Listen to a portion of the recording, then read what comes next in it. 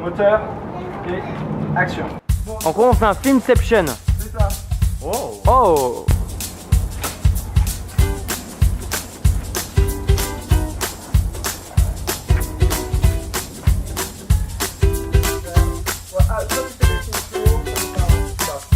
Du coup, 30 minutes maximum, c'est un court-métrage qui raconte l'histoire de deux cambrioleurs embauchés par un mafieux. Et en fait, ils doivent aller dans une maison pour récupérer un objet un peu mystérieux, on sait pas ce que c'est, puis on découvre à la fin. J'ai écrit juste une base en fait du scénario, et donc c'était vraiment des actions basiques, genre il y a un mafieux, il y a des dialogues, mais c'était très bref. Et en fait, ça laisse une certaine liberté pour les comédiens, parce qu'il y a plein de vannes, plein de comiques de gestes en fait qui sont improvisés sur le tournage ou 5 minutes avant. C'est notamment le cas, c'était Henri quand en fait il lève sa tête au-dessus du portail au début. En fait, c'est une vanne 5 minutes avant qu'on tourne, et Henri et Benoît en fait sont juste au-dessus du portail, et ça nous a fait marrer qu'on l'a gardé.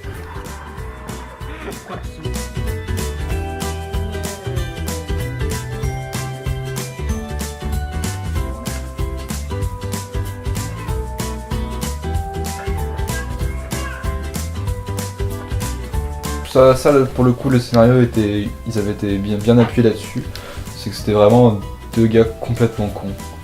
Voilà, donc quand je suis arrivé, j'ai pris mon cerveau, je l'ai mis sur off et j'ai joué. Bon, un peu comme Reese dans Malcolm, genre...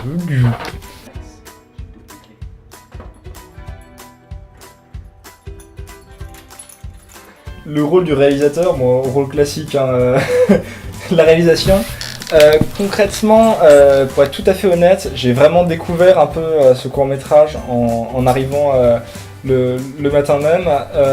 Je connaissais déjà les grandes lignes, mais j'avais jamais réellement eu le scénario entre mes mains. Bah Henri, bah voilà, c'est le personnage un peu voilà, marrant, voilà, qui va improviser des vannes et des trucs qui vont faire marrer tout le monde.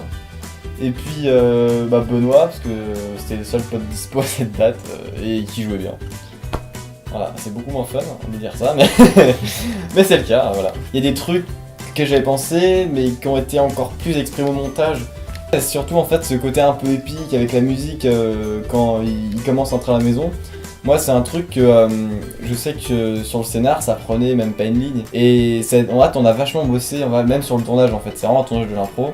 Et on a vraiment fait presque tout recréer au niveau de cette mise en scène. À la base c'est moi qui ai écrit un peu la base de l'histoire, mais c'est un peu le scénario de tout le monde.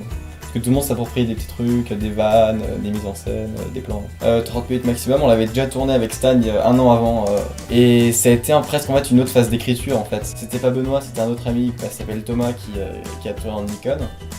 Et c'est marrant parce que du coup là aussi c'était une vraie phase d'écriture. Notamment le moment où il parle, où ils se partagent les chips, là moi ça c'est Thomas et Henri qui ont totalement improvisé cette scène dans la première version.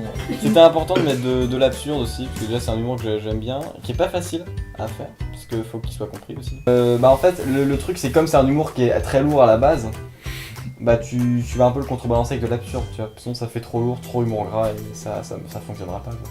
On était deux à réaliser, j'étais avec Stanislas Pacoz qui lui a fait un bon job en amont. Il est arrivé directement avec un storyboard qui était déjà assez complet. Et oui, dans la réalisation, ça a été vraiment une partie qui a été vraiment compliquée à doser parce que l'humour, c'est vraiment quelque chose qui est très complexe à réaliser, à mettre en place. D'autant plus qu'on était vraiment dans un scénario qui était en partie improvisé. Du coup, il fallait vraiment rebondir et faire en sorte qu'au montage, ça soit logique, que tout se lit correctement, sans accroc. Et ça a été vraiment complexe. Et c'est pour ça qu'on a eu vraiment du mal sur la dernière partie du court-métrage. Mais finalement, le rendu est plutôt correct.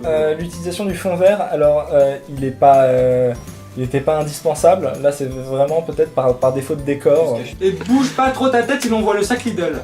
Au fait, on utilise le fond vert pour la scène avec le parrain. La scène où on est dans le noir. Pour une question de gestion de la lumière. En fait, on est équipé de deux projecteurs et dont on ne peut pas régler la puissance.